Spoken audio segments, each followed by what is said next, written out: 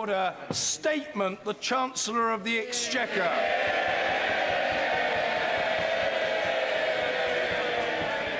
Mr. George Osborne. Mr. Speaker, Mr. Speaker, Britain's economic plan is working. But the job is not done. We need to secure the economy for the long term. And the biggest risk to that comes from those who would abandon the plan. We seek a responsible recovery, one where we don't squander the gains we've made, but go on taking the difficult decisions. One where we don't repeat the mistakes of the past, but this time spot the debt bubbles before they threaten financial stability. A responsible recovery where we don't pretend we can make this nation better off by writing cheques to ourselves and instead make the hard choices. We need a government that lives within its means in a country that pays its way in the world. 3.5 years ago, I set out our long-term economic plan in the emergency budget. That plan restored stability in a fiscal crisis. But it was also designed to address the deep-seated problems of unsustainable spending, uncompetitive taxes and unreformed public services for which there are no quick fixes. And over the last 3 years, we have stuck to our guns, worked through the plan. We have done so in the face of a sovereign debt crisis abroad and at home, in the face of opposition from those who got Britain into this mess in the first place and have resisted every cut, every reform and every effort to get us out of that mess. We have held our nerve, while those who predicted that there would be no growth until we turn the spending taps back on have been proved comprehensively wrong. Thanks to the sacrifice and the endeavour of the British people, I can today report the hard evidence that shows our economic plan is working. But I can also report the hard truth that the job is not yet done. Yes, the deficit is down, but it is still far too high, and today we take more difficult decisions. Yes, the forecasts show that growth is up, but the same forecasts show growth in productivity is still too low, and today we set out further economic reforms. Yes, jobs are up and unemployment is down, but too many of our young people lack the skills to fill those jobs and the opportunities to acquire them, so now we take bold steps to remove that cap on aspiration. And yes, businesses are expanding, but business taxes are still too high and exports are too low, and we must address that. And yes, real household disposable income is rising, but the effects of the financial crash on family budgets and the cost of living are still being felt. So where we can afford to help hard-working families, we will continue to do so. The hard work... Order, I apologise. Mr. Ruane, calm yourself, man. Your bellicose barracking is detectable several miles off. The Chancellor of the Exchequer. Thank you, Mr. Speaker. The hard work of the British people is paying off, and we will not squander their efforts. We will secure the economy for the long term, and this statement sets out how. Mr. Speaker, let me turn to the report from the Office for Budget Responsibility. Again, I thank Robert Choate and his team for their rigorous and independent work. The OBR report notes that the Office for National Statistics have reassessed the depth of the Great Recession. The fall in GDP from peak to trough between 2008 and 2009 was not 6.3% as previously thought, but instead was an even more staggering 7.2%. £112 billion was wiped off our economy, around £3,000 for every household in this country, and it was one of the sharpest falls in the national income of any economy in the world. It is a reminder of the economic calamity that befell Britain, the simple fact that our country remains poorer as a result of it, and that a lot of work still remains to be done to put that right. The data revisions also show something else. There was no double-dip recession. Let me turn to the future. At the time of the budget in March, the OBR forecast that growth this year would be 0.6%. Today, they more than double that forecast, and the estimate for growth will be 1.4%. Next year, instead of growth of 1.8%, they are now forecasting 2.4%. With faster growth now, it means they've revised the following 4 years to 2.2%, 2.6%, 2.7%, and 2.7%. So growth over the forecast period is significantly up. It's still not as strong as we'd like it to be, but this is the largest improvement to current year economic forecasts at any budget or autumn statement for 14 years. I can report, Mr. Speaker, I can also report that Britain is currently growing faster than any other major advanced economy. Faster than France, which is contracting, faster than Germany, faster even than America. And that contrast itself points to the risks that remain from the United Kingdom from abroad and the weakness of many of our main trading partners. The first risk the OBR identified to our economic recovery is a recurrence of the damaging instability in the Eurozone. And even with the relative calm of recent months, the OBR still forecasts that the euro area as a whole will shrink by 0.4% this year. Their growth forecasts for the US and emerging markets have also been revised down, and world trade has been weaker than they expected in March. So while our exports are growing, they are not growing as fast as we would like. That is because we are too dependent on markets in Europe and North America.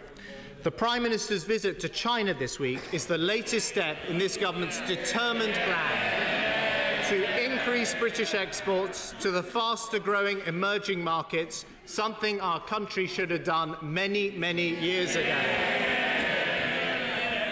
Today, I am doubling to £50 billion the export finance capacity available to support British businesses, expanding the help available to firms in these emerging markets, and ensuring that our excellent new Trade Minister, Lord Livingston, has all the firepower he needs. Let me turn to the forecast for employment. Today in Britain, employment is at an all-time high. And the OBR have revised their forecast for the future up. The OBR were expecting jobs to stay flat over the year, but they now expect the total number of jobs to rise by 400,000 this year. And this is being felt right across the country. Since 2010, the number of jobs in Carlisle and on the Wirral, from Selby to South Tyneside, have all grown faster than in London. Meanwhile, the number of people claiming unemployment benefit has fallen by over 200,000 in the last 6 months. That's the largest such fall for 16 years.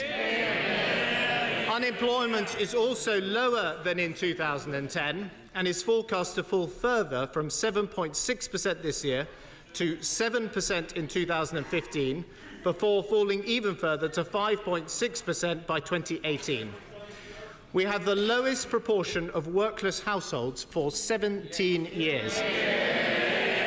Now, Mr. Speaker, there were those who said it was, and I quote, a fantasy to believe that businesses could create jobs more quickly than the public sector would have to lose them. What they should have said is that it would be fantastic if it happened. So I have good news for them. Businesses have already created 3 jobs for every 1 lost in the public sector, and the OBR report today forecasts this will continue, with 3.1 million more jobs being created by businesses by 2019. That, in their words, more than offsets the million or so reduction in the public sector headcount. So, Mr. Speaker, far from the mass unemployment that was predicted, we have a record number of people in work, hundreds of thousands fewer on welfare, unemployment lower than when we came to office, and we will have 2 million more jobs than in 2010, an economic plan that is working, and a government seeking a job-rich recovery for all. Let me turn now to the forecasts for government borrowing and debt. When this government came to office, the deficit was 11% of GDP. That was the highest level in our peacetime history. £1 in every 4 was being borrowed, and the former Chancellor and one of the former Prime Ministers have now joined the consensus that spending was too high. The borrowing posed a huge risk to the economic stability and credibility of the United Kingdom, and we have taken many difficult decisions to bring that deficit down, every one contested and opposed. But I can report today the effort is paying off. The OBR use a measure of what they call underlying public sector net borrowing that excludes the impact of the Royal Mail pension scheme and the asset purchase facility transfers. And I can tell the House this underlying measure of the deficit, as indeed is the case with the other deficit measure, has been revised down substantially since March. From the 11% back in 2010, the underlying deficit now falls to 6.8% this year. Instead of the 7.5% they were forecasting back in March, it then falls to 5.6% next year, then 4.4%, 2.7%, and in 2017-18, 1.2%. And by 2018-19 on this measure, the OBR do not expect a deficit at all. Instead,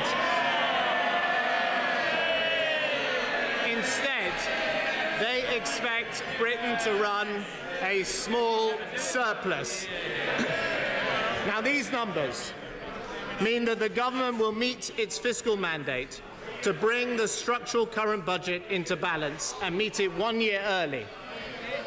Let me turn to the forecasts for cash borrowing on the same underlying basis. Mr. Speaker, at this autumn statement last year, there were repeated predictions that borrowing would go up. Instead, borrowing is down, and down significantly more than forecast. In its last year in office, the previous government borrowed £158 billion. This year, we will borrow £111 billion. That is £9 billion less than was feared in March. That falls next year to £96 billion, then down to £79 billion in 2015-16, £51 billion the year after, and £23 billion the year after that. So we're set to borrow £73 billion less over the period than was forecast in March.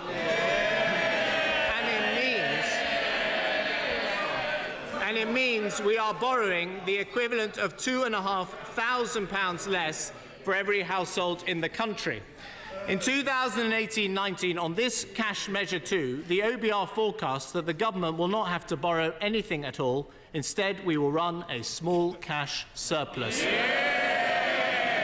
course, this will only happen if we go on working through our long-term plan, delivering the reductions in the deficit we planned this year, next year, and the 3 years after. If we give up on the plan now, we'd be saddled with a deficit that is still among the highest in Europe. And this side of the House is not prepared to take that risk. Now, Mr. Speaker, while that deficit remains, it adds to our national debt every year. The OBR today expect debt this year to come in at 75.5% of GDP, £18 billion lower than was forecast in March. It then rises to 78.3% next year, before peaking at 80% the next year, 5% lower than forecast of the budget. In 2016-17, it then falls, albeit slightly, to 79.9%, then falls again to 78.4%, and then 75.9%. By 2017-18, debt is over £80 billion lower than forecast in March. The supplementary debt target is for debt to be falling in 2015-16. At the budget, the OBR forecasts debt to be falling in 2017-18. It is now forecast to fall in 2016-17. That's 1 year earlier. But let me enter this note of caution. The OBR is clear that this is a cyclical improvement. The forecast for the continuing fall in the structural deficit has not improved. The structural deficit is the borrowing that stays behind even when the economy improves. Thanks to our actions, it has fallen from the 8.7% we inherited to 4.4% today, more than any other major advanced economy. It goes on falling, but no faster than was previously expected, because, as we have always argued, the central task of reforming government and controlling spending does not simply dissolve when growth returns. And it supports the case we've made all along that economic growth alone was never going to be enough to repair Britain's broken public finances.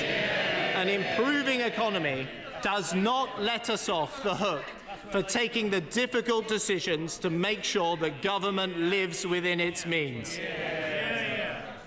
And so, Mr. Speaker, the single most important economic judgment I make today is this: we will not let up in dealing with our country's debts.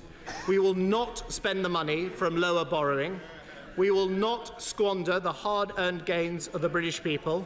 The stability and the low mortgage rates, the lower deficit and falling borrowing have been hard won by this country, but let us be clear, they could easily be lost, and that is why we must work through our plan to secure the British economy for the long term.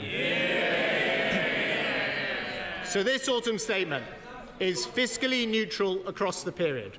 Indeed, today I can announce that we will take 3 new steps to entrench Britain's commitment to sound public finances. First, we will bring forward next year an updated Charter for Budget Responsibility and ask Parliament to support it.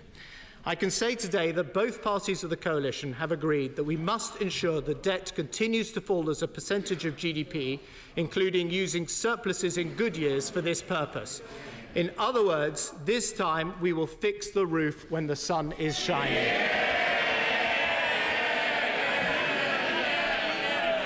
We will look to see whether the 5-year time horizon of the fiscal mandate could be shorter and even more binding now than the public finances are closer to balance. And we will see how fiscal credibility could be further enhanced by a stronger parliamentary commitment to the path of consolidation already agreed for 2016-17 and 2017-18. The answers will be written into an updated Charter for Budget Responsibility, which will be presented to Parliament a year from now and voted upon. The second step we take today to entrench Britain's commitment to sound public finances is this: we will cap overall welfare spending. Welfare budgets were completely out of control when we came to office, and the number of households where no one had ever worked nearly doubled. We've taken very difficult decisions to bring benefit bills down. We have saved £19 billion a year for the taxpayer. We need to maintain that discipline. The percentage of spending in the UK subject to fixed spending controls is very low by international standards at just 50%. So from next year, we will introduce a new cap on total welfare spending. Now, I have had representations that the basic state pension should be included within that cap, but that would mean cutting pensions for those who've worked hard all their lives because the costs on, say, housing benefit for young people had got out of control. That is not fair, so we won't include the state pension, which is better controlled over a longer period. We will also exclude from the cap the most cyclical of benefits for job seekers. All other benefits, from tax credits to income support to the vast majority of housing benefit, will be included in the cap. At the beginning of each Parliament, the Chancellor of the day will set the welfare cap for the coming years and ask the House of Commons for its support. If the cap is breached, they will have to explain why and hold a vote in this House. The principle is clear.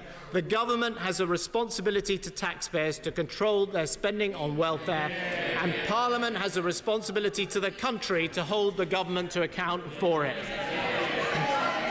That brings me to our third step. Ultimately, The test of fiscal credibility is whether you are prepared actually to take the difficult decisions to keep spending under control. Tight discipline means that most departments are now living well within their set budgets. This year, they are expected to underspend by £7 billion, a testament to good financial management. We can therefore be confident in reducing the contingency reserve by £1 billion this year and reducing departmental budgets by a similar amount in the next 2 years. This will save a further £3 billion in total. The protections for the NHS and schools will apply. The security and intelligence services and HMRC will be exempt. The Barnett formula means that over the next 2 years, the budgets for Scotland, Northern Ireland and Wales will see a net increase, and we will also not apply these additional savings to local government because we expect them to freeze the council tax next year. Mr. Speaker, this year Britain becomes the first G8 country to meet our promise to the poorest in the world to spend 0.7% of our national income on development, but we don't have to increase the DFID budget further to do that. And the effectiveness of the British government aid effort in the Philippines, matched by the generosity of the British public, is a reminder of what marks us out as a nation, and we in this country can be very proud of it. We are also immeasurably proud of the work of Britain's armed forces as they wind down their operations in Afghanistan. The budget we spend there is also falling fast, so we can this year reduce the military special reserve by a further £900 million, while still funding all operational costs. And to reflect our society's debt of gratitude to our servicemen and women and their families, I want to make a further £100 million of LIBOR fines available to our brilliant military charities. And I also today want to extend that support to those who care for the work of our police, fire and ambulance services. I think the whole House would agree that the terrible events in Glasgow this weekend, and indeed the work they're doing right now to cope with the adverse weather, remind us how much we owe to them. Mr. Speaker, discipline with the public finances means more than just words. It means taking difficult decisions and being prepared to stick to them. It means using surpluses in good years to keep debt falling, so we fix that roof when the sun is shining. It means capping welfare to keep it under control, and where we do want to spend more money, finding extra ways to pay for it. One of the biggest single items of government spending is the basic state pension. I'm proud to be in a government that has introduced a triple lock that ensures a fair and generous increase in the state pension every year to those who have worked hard all their lives. I can confirm that next April the state pension will rise by a further £2.95 a week. This increase and the other increases under this government mean pensioners will be over £800 every year better off. And I can announce that we're also going to offer current pensioners an opportunity to make voluntary national insurance contributions to boost their income in retirement. We will also extend this opportunity to those who reach pension age before the introduction of the single-tier pension. This will help those who haven't built up much entitlement to the additional state pension, especially women and the self-employed. But we also have to guarantee that the basic state pension is affordable in the future, even as people live longer and our society grows older. The only way to do that is to ensure the pension age keeps track with life expectancy. Now, the pensions bill currently going through Parliament puts in place reviews of the pension age every 5 years. Now we set the principle that will underpin those reviews. We think a fair principle is that, as now, people should expect to spend up to a third of their adult life in retirement. Based on the latest life expectancy figures, applying that principle would mean an increase in the state pension age to 68 in the mid-2030s and to 69 in the late 2040s. The exact dates will be set by the future statutory reviews and in line with the most up-to-date demographic data, of which the next update is published next week. This is one of those difficult decisions governments have to take if they're serious about controlling the public finances, future taxpayers will be saved around £500 billion. Young people will know our country can afford to give them a proper pension when they retire. Now, that is this generation fulfilling its obligations for fiscal responsibility to the next generation, not saddling them with the debts and the decisions we weren't prepared to deal with ourselves. Mr. Speaker, having sound public finances also means making sure that we collect the taxes that are due. Most wealthy people pay their taxes and make a huge contribution to funding our public services. The latest figures show that 30% of all income tax is paid by just 1% of taxpayers. And we've given incentives to enterprise, cut punitive tax rates, and this year the rich pay a greater share of the nation's income taxes than any year under the last Labour government. But alongside those paying the most tax are those who try to avoid paying their fair share of tax. So today we set out in detail the largest package of measures to tackle tax avoidance, tax evasion, fraud and error so far this Parliament. Together it will raise over £9 billion over the next 5 years. We're going to tackle the growth of intermediaries disguising employment as false self-employment, depriving workforces of basic employment rights like the minimum wage in a bid to avoid employer national insurance. We'll halve the final period exemption for capital gains tax private residence relief. We'll end the abuse of dual contracts, offshore oil and gas contracting, derivatives linked to profits, and share buybacks. And we will ensure the tax advantages of partnerships aren't abused either. We are introducing a new limited power that requires people to pay up front their taxes where the scheme they used has already been struck down by the courts. And we're going to strengthen Whitehall's capacity to prevent error and tackle fraud in the benefit and tax credit systems and expand their efforts to recover money that is owed. And there is one personal tax change we make today, which is not about avoidance, but is about fairness. Britain is an open country that welcomes investment from all over the world, including investment in our residential property. But it's not right that those who live in this country pay capital gains tax when they sell a home that is not their primary residence, while those who don't live here do not. That is unfair. And so from April 2015, we will introduce capital gains tax on future gains made by non-residents who sell residential property here in the UK. I can also announce from January the 1st next year, the rate of the bank levy will rise to 0.156%, and its base will be broadened in ways we have consulted upon. The levy will raise £2.7 billion in 2014-15 and £2.9 billion each year from 2015-16. The country stood behind the banks in the crisis, and now it's right that they support the country in recovery. Mr. Speaker, a government that lives within its means is essential to secure the economy for the long term, but it is not sufficient. Britain has to earn its way in the world. Our infrastructure needs to be overhauled. We have to help our businesses compete. Above all, our young people need the skills to succeed in the modern world. And this autumn statement takes the next big steps in all these areas.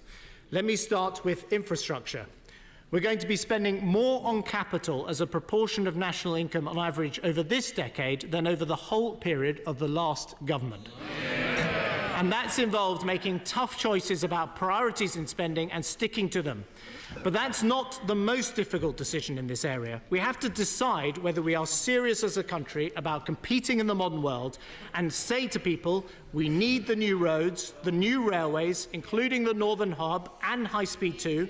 We have to say we are prepared to push the boundaries of scientific endeavour, including in controversial areas, because Britain has always been a pioneer.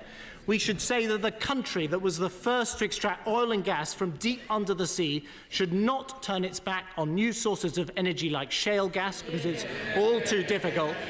And the country with the world's first civil nuclear programme shouldn't be a country that says we can do this no longer. Yesterday, my right honourable friend, the Chief Secretary and Lord Dighton, published the update to the National Infrastructure Plan.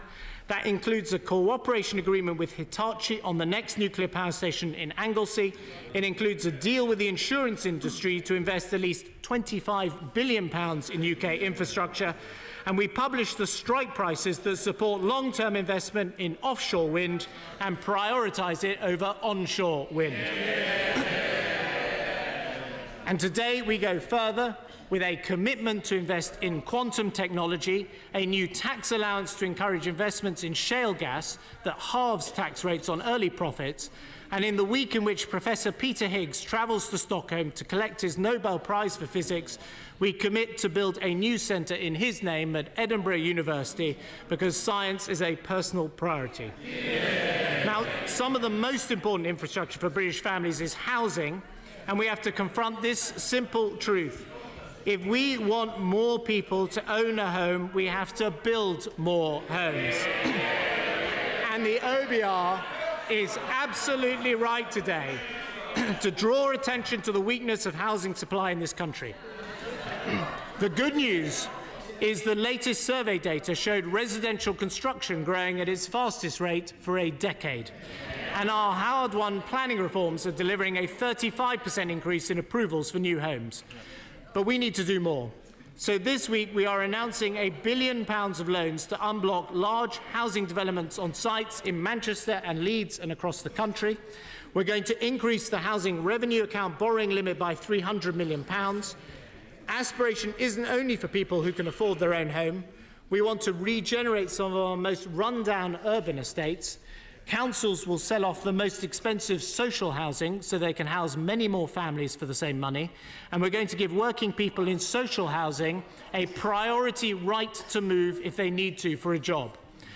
Right to buy applications have doubled under this government, and we'll expand it more. And the very same spirit of aspiration that underpins right to buy is what drives this government with help to buy. It's not enough to build more houses if families who can afford mortgages don't have the large deposits that the banks have demanded. Help to Buy is now helping thousands to own their own home. And I can today announce that Aldermore and Virgin, two challenger banks, expect to join the scheme this month. Help to aspiring families and building more for homes, that is what we stand for. But we must also avoid the mistakes of the last decade. We want a responsible recovery. And that is why I'm the first Chancellor to give the Bank of England the responsibility and the power not only to monitor overall debt levels, but to take action to deal with asset bubbles if they threaten our stability. We want a functioning, stable housing market. The OBR's latest house price forecast today, while higher, still has real house prices 3.1% lower in 2018 than at their peak in 2007. And together with Governor Carney, I acted last week to focus the funding for lending scheme away from mortgages onto small business lending, where its support is still needed. And it's precisely because the authorities can act in this targeted and preemptive way, and because our public finances are under control, that the bank can keep overall interest rates lower for longer and support the rest of the economy. Mr. Speaker, investing in the physical infrastructure of our country is critical to our future. But in this global economy, it is better education and skills that hold the key to long-term national success. And this week's PISA scores show how much ground this country has to make up. My right honourable friend, the Education Secretary, is doing more to transform school standards and raise the aspirations of pupils from the poorest families than anyone who has done the job before him.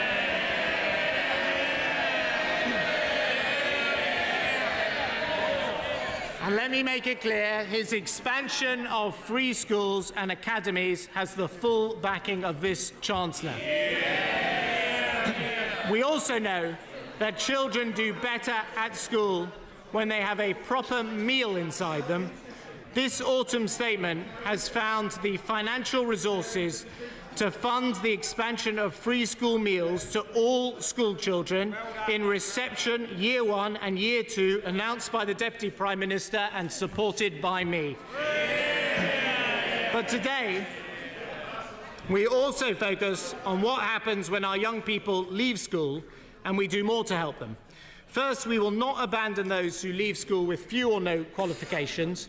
At present, Job Centre Plus does almost nothing to help 16 and 17-year-olds who aren't in work or education. We will change that and now fund to the job centres to support these very young adults to find an apprenticeship or a traineeship. Without basic maths or English, there is a limited chance that any young person will be able to stay off welfare.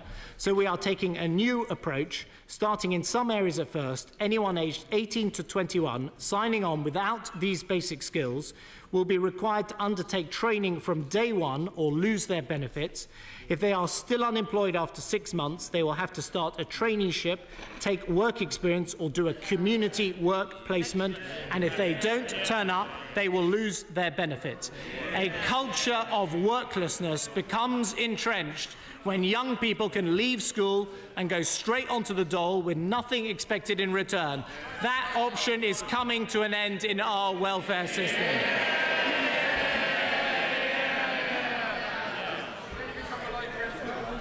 Mr. Speaker, the second reform is to apprenticeships. We've doubled the number of apprenticeships, and now we will transform the way they are provided by funding employers directly through HMRC. I can tell the House there will now be an additional 20,000 higher apprenticeships over the next 2 years, and I can also announce a big expansion of start-up loans through which a new generation of entrepreneurs is being created. 50,000 more people will be helped to fulfil their aspiration to start their own business, and we're extending the new enterprise allowance too. Mr. Speaker, this year is also the 50th anniversary of the Robbins Report, which challenged the nonsense that university was only suitable for a small few. In 1963, Robbins said that courses of higher education should be available for all those who are qualified by ability and attainment to pursue them and who wish to do so. That was true then, and I believe it should remain true today. Our reforms to student loans, difficult as they were, have put our universities on a secure footing. Now, some predicted that applications from students from poor backgrounds would fall. Instead, I can report that this year we have had the highest proportion of young people from disadvantaged backgrounds applying to university ever.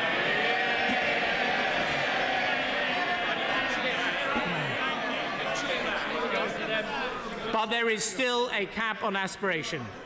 Each year, around 60,000 young people who have worked hard at school, got the results, want to go on learning, and want to take out a loan to pay for it are prevented from doing so because of an arbitrary cap. That makes no sense when we have a lower proportion of people going to university than even the United States, let alone countries like South Korea. Access to higher education is a basic tenet of economic success in the global race. So today I can announce that next year we will provide 30,000 more student places, and the year after we will abolish the cap on student numbers altogether. Extra funding will be provided to science, technology and engineering courses. The new loans will be financed by selling the old student loan book, allowing thousands more to achieve their potential. Mr. Speaker, education underpins opportunity. It is business that provides those opportunities. And the best way to help business is by lowering the burden of tax. KPMG's report last week confirmed for the second year running that Britain has the most competitive business tax system in the world. Now, some in this House suggest that our response to this good news should be to increase corporation tax from 20%. Today we publish the first of our studies into the dynamic effects of tax changes that show our corporation tax cuts increase investment and raise productivity. So much so that over half of the cost to the Treasury of the tax cut will be recovered because of higher growth. So putting up corporation tax hits investment, cuts productivity, costs jobs and raises much less. We thank the honourable members for their submission, but we think it would be economic madness to pursue it.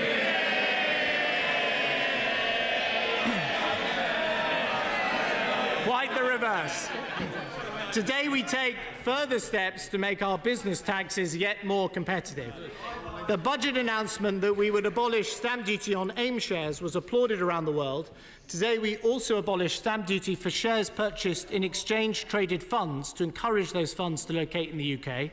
We're making our successful film tax relief even more generous and looking to extend the principle, including to regional theatre. We set out major reforms to encourage employee ownership of the kind that makes John Lewis such a success. And from April, we will be one of the first countries in the world to introduce a new tax relief for investment in social enterprises and new social impact bonds. I want to thank Sir Ronnie Cohen and my honourable friend, the Charities Minister, for all their help in putting this innovative scheme together. Mr. Speaker, business rates impose a heavy burden on businesses of all sizes. Today, we will help ease that burden, and here's how. The last government wanted to halve small business rates relief, a relief which helps cut rates bills for 500,000 companies and means 1/3 of the smallest businesses pay no rates at all.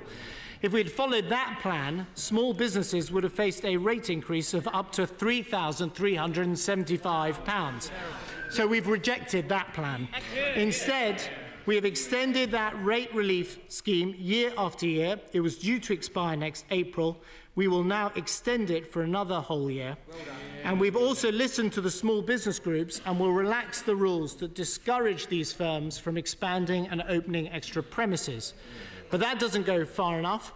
All businesses are expecting rates to rise by 3.2% next year. Instead, I will cap the inflation increase in business rates for all premises at 2% from next April. We will also allow business to pay their rates in 12 monthly instalments. We will clear almost all of the backlog of valuation appeals by July 2015, with reform of business rates on the agenda for 2017 revaluation. But, Mr. Speaker, there is one group of businesses that have found the recession especially hard, as it's coincided with a rising challenge from the internet that is only getting stronger. These are our local retailers, the shops, the pubs, the cafes that make up our high streets across Britain. With Small Business Saturday this weekend, I want the government to do all it can to help them. We're already changing the planning rules to help town centres compete. To get the vacant shops that blight too many town centres to open again, I am introducing a new reoccupation relief that will halve the rates for new occupants. But, Mr. Speaker, we can do more, and I want to thank my honourable friends from Wolverhampton South West, Nuneaton, Hastings and Rye, Brentford and many, many others for their campaign. Like them, I also want to help those who have struggled hard on our high streets, often working long hours for not enough in return. So I can announce today that for the next 2 years, every retail premise in England with a rateable value of up to £50,000 will get a discount on their business rates. This discount will be worth £1,000 off their bills. This is what we offer. Business rates capped.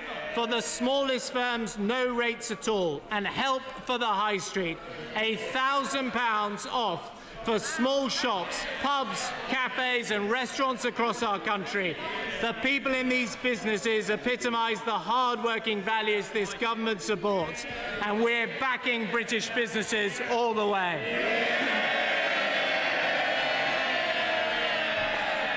And we're backing British families.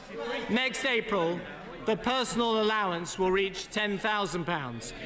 This government is delivering an income tax cut worth up to £700 a year to over 25 million hard-working people. Under the last government, council tax doubled. We're now helping councils freeze it for the whole of this Parliament. Tax-free childcare is being introduced and free school meals are on their way, but there is more we are doing to help.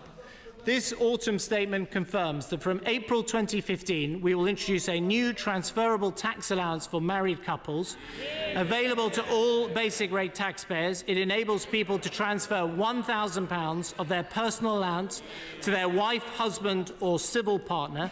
It is just a start, and I confirm today that we will introduce a new up-rating mechanism that ensures the new married couple's tax allowance is automatically increased in proportion to the personal allowance. 4 million families will benefit, many of them among the poorest working families in our country. And this measure, along with the others we take today, ensures that across this Parliament our policies are progressive, showing we are all in this together, with the very rich paying the most. Mr. Speaker, we're also helping families with their energy bills, not with a transparent con by pretending that we can control the world oil price, but instead by focusing on the thing government can and should control, the levies and charges that previous energy secretaries piled on bills. This week we deliver on the promise made by the Prime Minister. The statement must be heard. The Chancellor of the Exchequer. This week, we deliver on the promise made by the Prime Minister to roll back those levies, the result an average of £50 off family bills. We're doing this in a way that supports the lowest income families, reduces carbon, supports investment in our energy infrastructure, and as the document shows, does not add a penny to the tax bills families pay. And my political philosophy is clear. Instead of penalising people with more taxes and more regulation, give them incentives by reducing their taxes and their bills. As I've often said, going green does not have to cost the earth. And that brings me on to fuel duty. We inherited from the last government the hated fuel duty escalator that would have inflicted hardship on families and small firms alike. Instead of those rises, we abolished the escalator and we have cut and then frozen fuel duty. I've had further representations from many, many honourable friends, from the member for Blackpool North, the member for Argyll, and of course, the member for Harlow. He is a champion of the people he represents, and I said earlier this autumn that if we could find the money, I'd like to go on freezing duty. Today I can report that because we have taken difficult decisions to control the public finances, I can deliver on that promise. Next year's fuel duty rise will be cancelled. Instead of petrol taxes going up by 2p a litre, they will stay frozen. That means, compared to the previous government's plans, petrol will be 20p a litre less, £11 less every time you fill up, a saving for drivers over this Parliament of £680 and double that for a small business with a van. Cancelling fuel duty rises has been a major priority of the government, a £22 billion demonstration that we're on the side of hard-working people in this country. In married couples allowance, £50 off energy bills, we're helping those who drive a car and we're helping those who get the train too. For fares next January, we're going to go up by 1% above inflation. We are going to keep average fares flat in real terms. Mr. Speaker, on this side of the House, we know that there's one thing more than any other that has supported families through these difficult times, and that is being in work. At the heart of our economic plan is support for the creation of more jobs. That is why we opposed the last government's plan to increase the jobs tax. That is why we reversed the most damaging part of that increase in the very first budget after we came to office. That's also why in the last budget I introduced the employment allowance that eliminates the jobs tax for 500,000 small businesses. And that's why we will go further still. We are going to abolish the jobs tax on young people under the age of 21. Employer national insurance contributions will be removed altogether on 1.5 million jobs for young people. We are not going to leave young people behind as the economy grows. We are going to have a responsible recovery for all. The cost for a business of employing a young person on a salary of £12,000 will fall by over £500. For someone on £16,000, that's over £1,000 off. I want to commend my honourable friends from Braintree and Carlisle and the Million Jobs campaign for highlighting this issue. The change requires legislation. It will come into force in April 2015 and it won't apply beyond the upper earnings limit. Now, this country, Mr. Speaker, is working through its long-term plan. bringing down the deficit and dealing with the debt, spending less on welfare and making the big decisions on infrastructure, living within our means and cutting tax on business, making work pay and letting people keep more of what they earn, confidence in the next generation as they make their way in education and in the workplace. This statement shows the plan is working. It is a long-term plan for a grown-up country, but the job is not done. By doing the right thing, we're heading in the right direction. Britain's moving again. Let's keep going.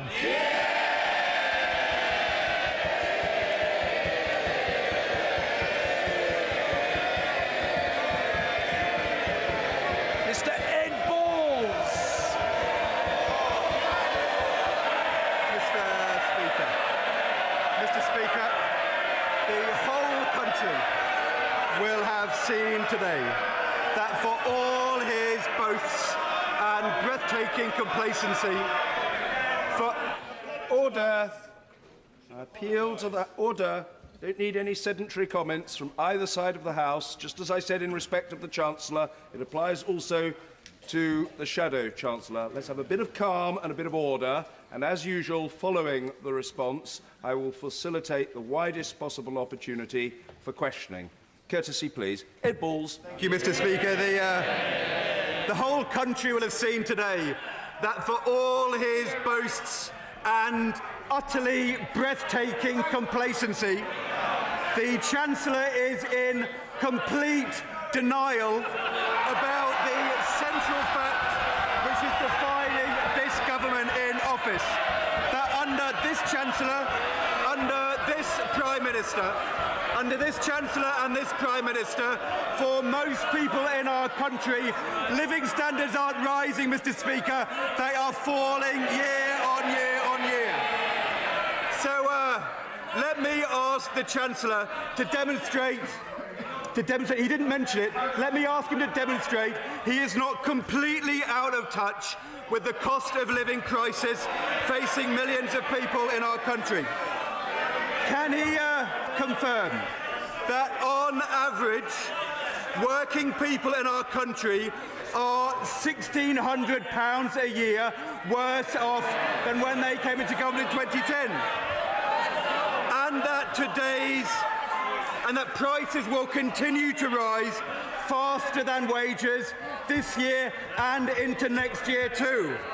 And that as a result, people will be worse off in 2015 than they were in 2010, Mr. Speaker. Isn't this the truth? After 3 damaging years of flatlining, after the slowest recovery for over 100 years. Order.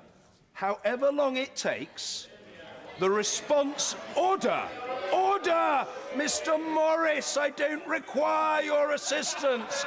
Calm down. Take up yoga, whatever is necessary. However long it takes, the response, like the statement, will be heard. The sooner members upon both sides of the House grasp that very simple fact, so much the better. Mr. Ed Balls.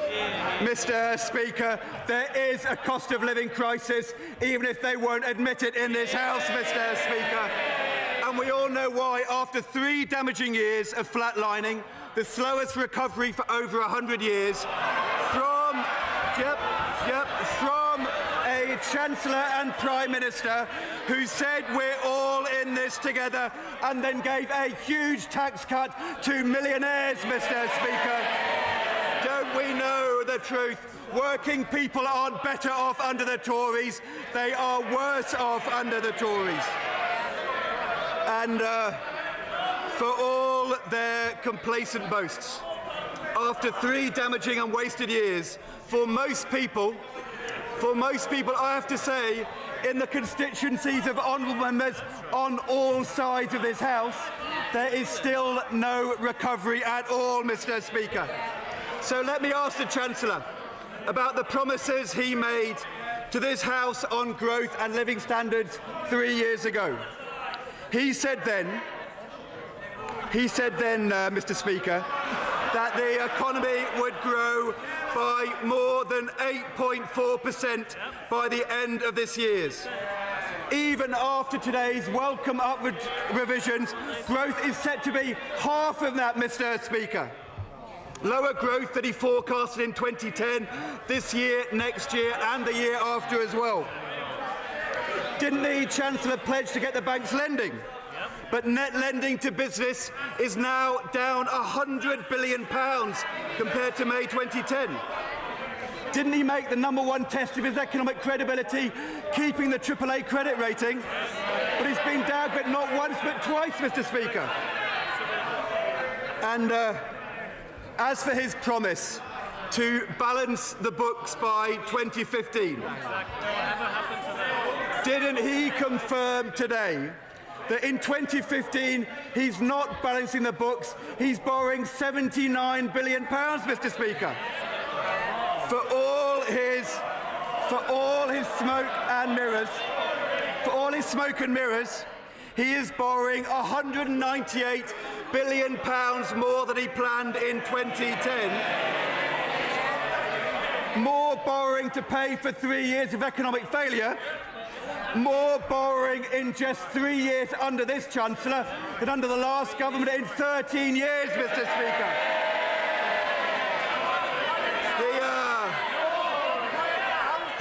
He used to say he would balance the books in 2015. Now he wants us to congratulate him for saying he'll do it in 2019, Mr. Speaker. With this government, it's clearly not just the badgers that move the goalposts, Mr. Speaker. And, Mr. Speaker, on energy bills, after their panicked and half-baked attempt to steal Labour's clothes,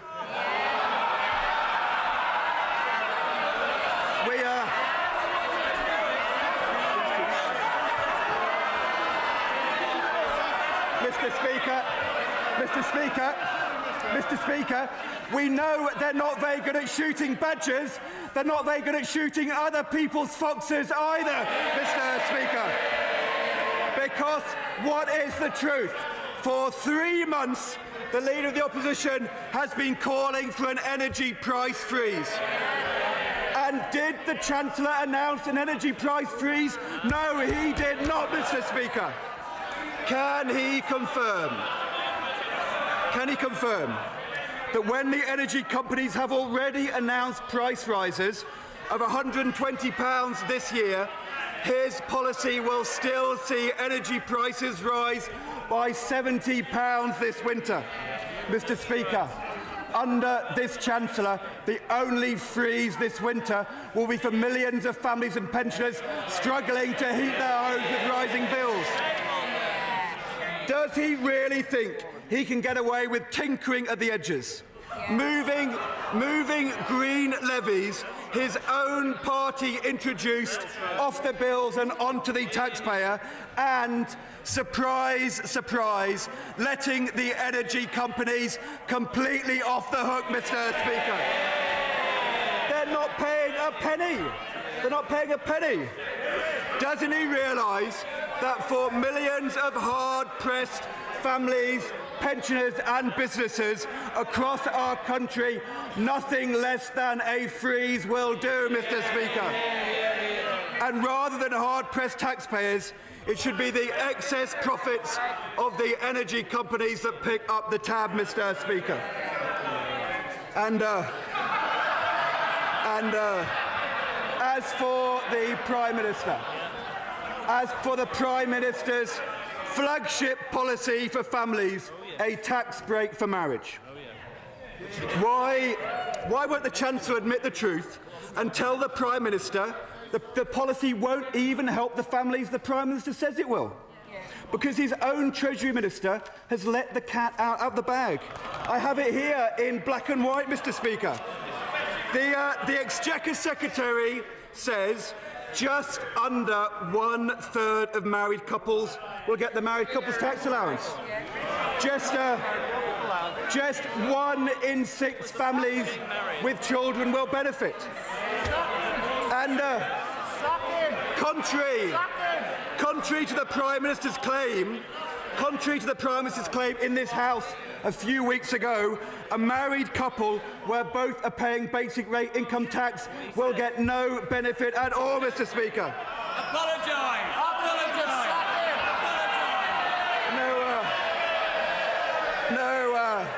No.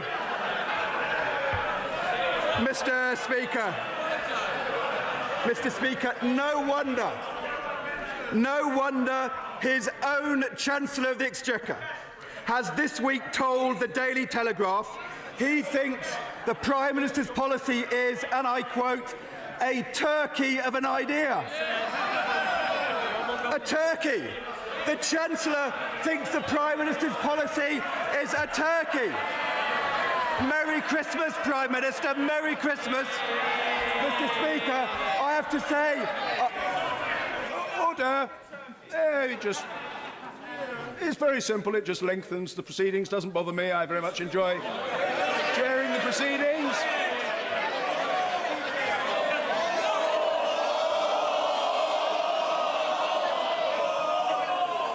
I think what members on both sides of the House will wish to consider is how the conduct is regarded by the public that we're here to represent. Mr. Ed Balls.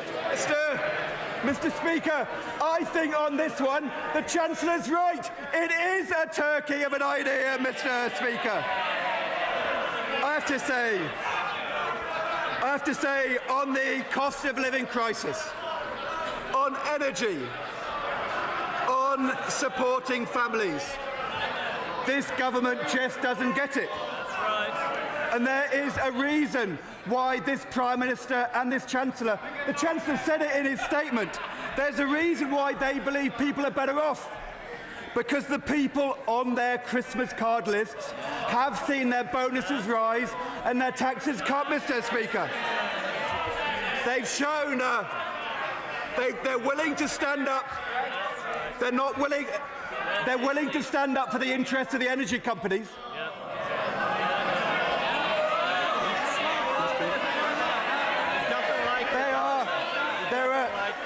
We have a Prime Minister and a Chancellor who will stand up for the energy companies.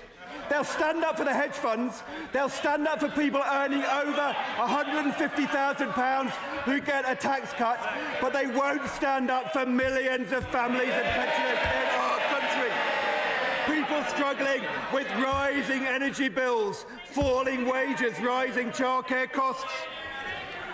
Mr. Speaker, we all know and agree that rising life expectancy means we're going to have to work longer.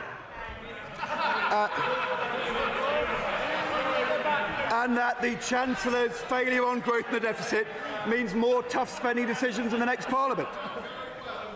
But when the country is crying out for a government that will work with business to promote investment, wealth creation and build an economy that works for the many and not just a few, does this Chancellor really think he can get away with tinkering at the edges, letting the free market rip and waiting for the wealth to trickle down? Isn't what the Chancellor has announced today the clearest evidence yet? They just do not understand the scale of the challenge we face to get an investment-led recovery that works for all and not just a few, a strong recovery built to last. So let me ask the Chancellor, with the permission of the House, let me ask the Chancellor, with house building under this government at its lowest level since the 1920s, doesn't he see his Help to Buy scheme to boost mortgage demand can only deliver a strong and balanced recovery if he does what we and the IMF have urged and invest in housing supply, more affordable homes? Honourable gentlemen on the opposite benches sneer at building more affordable homes, Mr. Speaker. And can the Chancellor tell the House why has infrastructure output actually fallen by 15% since 2010? No wonder the CBI is so upset, Mr. Speaker. on investment. Why hasn't he used the money from the planned increase in spectrum licence fees to endow a proper business investment bank? On tax avoidance, can he tell the House why has the HMRC reported the amount of uncollected tax actually rose last year, Mr. Speaker? And with almost 1 million young people unemployed, a record number who want to work full-time being forced to accept part-time work, the work programme a flop, the welfare bill rising, and, as we've learned today, the universal credit in complete and utter shambles.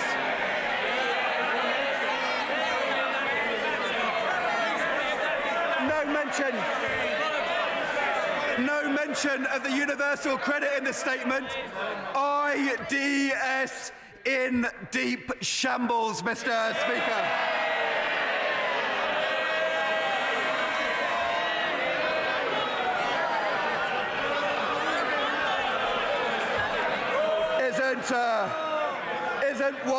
Isn't the fact, Mr. Speaker, for all the shambles and chaos and rising welfare bills, what he's announced on youth unemployment is too little too late.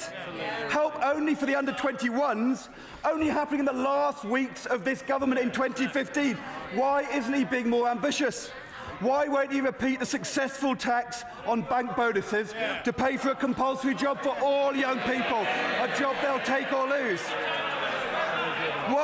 Why won't he remove the winter allowance from the richest 5% of pensioners? And, Mr. Speaker, why won't he reverse his tax cut for hedge funds, protect disabled people in our country by scrapping the unfair and perverse bedroom tax this Prime Minister introduced? I have to say, why won't he go further on the bank levy and expand free childcare for working parents and make work pay? Use it to help working parents, Mr. Speaker. Isn't this the truth? Can the Chancellor confirm, even after what he's announced today on fuel duty and his increases in the personal allowance, his VAT rise, his cuts to tax credits, his cuts to child benefit mean that on average families with children are worse off because of his budgets? That's the truth, Mr. Speaker. Giving with one hand, taking away much, much more with the other. Mr. Speaker, energy bills still rising this winter. No real action to tackle the cost of living crisis. No proper plan to earn our way to rising living standards for all. Surely Britain can do better than this, Mr. Speaker. This complacent Chancellor sits there and thinks he deserves a pat on the back, Mr. Speaker. And I have to say, with bank bonuses rising and millionaires enjoying a big tax cut, this is a policy which is working for a few, Mr. Speaker. But as this autumn statement shows, with this out-of-touch Chancellor and Prime Minister, hard-working people are worse off under the Tories, Mr. Speaker.